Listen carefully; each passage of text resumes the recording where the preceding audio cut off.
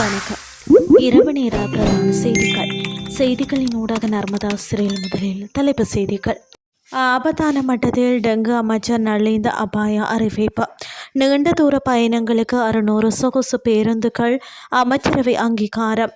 மத்திய கிழக்கு பதட்டம், உலகெங்கிலும் உள்ள அமெரிக்கர்களுக்கு விடுக்கப்பட்ட எச்சரிக்கை. இனி விரிவான செய்திகள்.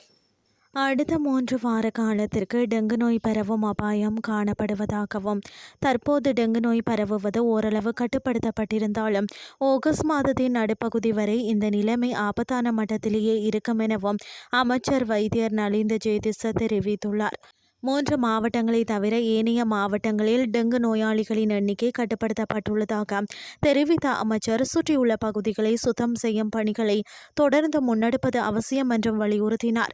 டெங்குவை கட்டுப்படுத்துவதற்காக அனைத்து அரசு நிறுவனங்களுக்கும் தொடர்ச்சியான நடவடிக்கைகளை மேற்கொள்ள அறிவுறுத்தப்பட்டுள்ளதாகவும் அவர் சுட்டிக்காட்டினார். டெங்கு என்பது ஒரே நாளில் அனைவரும் வீதியில் இறங்கி தீர்க்கக்கூடிய பிரச்சனை அல்ல. நிலவும் மழைக்கால சூழ்நிலையால் கொசுக்கள் உருவாகும் வாய்ப்புகள் அதிகம்.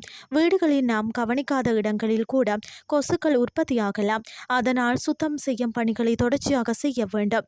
கொழும்பு மாவட்டம் உட்பட பல பகுதிகளில் பொதுமக்களின் பங்களிப்புடன் நோயாளிகளின் எண்ணிக்கை குறைய தொடங்கியுள்ளது. இருப்பினும் விழிப்புணர்வை கைவிடக்கூடாது. அடுத்த 3 வாரங்களுக்கு இந்த அபாயம் நீடிப்பதால் பகுதிகளை சுத்தம் செய்து சுகாதார பரிசோதகர்களின் உதவியுடன் புகையூட்டல் நடவடிக்கைகளை மேற்கொள்ளுமாறு கேட்டுக்கொள்கின்றேன் என கூறியுள்ளார். இலங்கை போக்குவரத்து சபையின் நீண்ட தூர பயணத்தில் ஈடுபடும் பயணிகளுக்கு 600 புதிய குளிரூட்டப்பட்ட சொகுசு பேருந்துகளை கொள்வனவு செய்வதற்கு அமைச்சரவை அங்கீகாரம் வழங்கியுள்ளது. வாராந்த அமைச்சரவை முடிவுகளை அறிவிக்கும் செய்தியாளர் சந்திப்பில் அமைச்சரவை பேச்சாளர் நலிந்த ஜேதிச இதனை தெரிவித்துள்ளார். 2026 அரச முதலீட்டு திட்டத்தில் 600 சாதாரண பேருந்துகளை வாங்க ரூபாய் 14.4 பில்லியன் ஒதுக்கப்பட்டிருந்தது.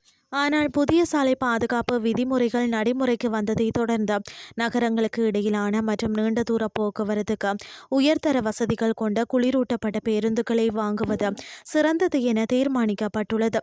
இதனைத் தொடர்ந்து ஏற்கனவே திட்டமிடப்பட்டிருந்த சாதாரண வகை பேருந்துகளுக்கு பதிலாக தற்போதுள்ள வரவு செலவு திட்ட ஒதுக்கீட்டுக்குள் 600 சொகுசு குளிரூட்டப்பட்ட பேருந்துகளை கொள்முதல் செய்வதற்கு அமைச்சரவை அங்கீகாரம் வழங்கியுள்ளது. இனி வெளிநாட்டு செய்திகள். மத்திய கிழக்கில் அதிகரித்துள்ள பதட்டங்கள், எதிர்பாராத பாதுகாப்பு நிகழ்வுகள், பயண இடையூறுகள் மற்றும் வெளிநாடுகளில் உள்ள அமெரிக்க நலன்களுக்கு ஏற்படக்கூடிய அச்சுறுத்தலுக்கு வழிவகுக்கும் என்று எச்சரித்த அமெரிக்க வெளியுறவு செயலகம் நேற்று திங்களன்று அமெரிக்க குடிமக்களுக்கு உலகளாவிய எச்சரிக்கை ஆலோசனையை வெளியிட்டுள்ளது. மத்திய கிழக்கில் அதிகரித்துள்ள பதட்டங்கள் காரணமாக பாதுகாப்பு சூழல் சிக்கலானதாகவே உள்ளது. மேலும் எதிர்பாராத விதமாக நிலைமை மோசமடைய வாய்ப்புள்ளது என்று அந்த செயலகம் தனது ஆலோசனையில் கூறியுள்ளது. தற்போது மத்திய கிழக்கில் உள்ள அமெரிக்கர்கள் விழிப்புடன் இருக்குமாறும், சாத்தியமான விமான ரத்துகள், தற்காலிக வான்வழி மூடல்கள் மற்றும் பிற பயண இடையூறுகளுக்கு தயாராக இருக்குமாறும் அறிவுறுத்தப்பட்டனர். அமெரிக்க தூதரகங்கள் மற்றும் துணை தூதரகங்களால் வெளியிடப்படும் பாதுகாப்பு எச்சரிக்கைகளை கண்காணிக்கவும், உள்ளூர் அதிகாரிகளின் வழிகாட்டுதல்களை பின்பற்றவும், செய்தி அறிக்கைகள் மூலம் தகவல்களை தெரிந்து கொள்ளவும் அமெரிக்க குடிமக்களிடம் கேட்டுக்கொள்ளப்பட்டுள்ளது. மத்திய கிழக்கிற்கு வெளியே உள்ள அமெரிக்கர்கள் அப்பகுதிக்கு மற்றும் அப்பகுதி வழியாக பயணம் செய்வதை மறுபரிசீலனை செய்ய வேண்டும். மத்திய கிழக்கிற்கு வெளியே உள்ளவை உட்பட அமெரிக்க தூதரக வசதிகள் குறிவைக்கப்பட்டுள்ளன.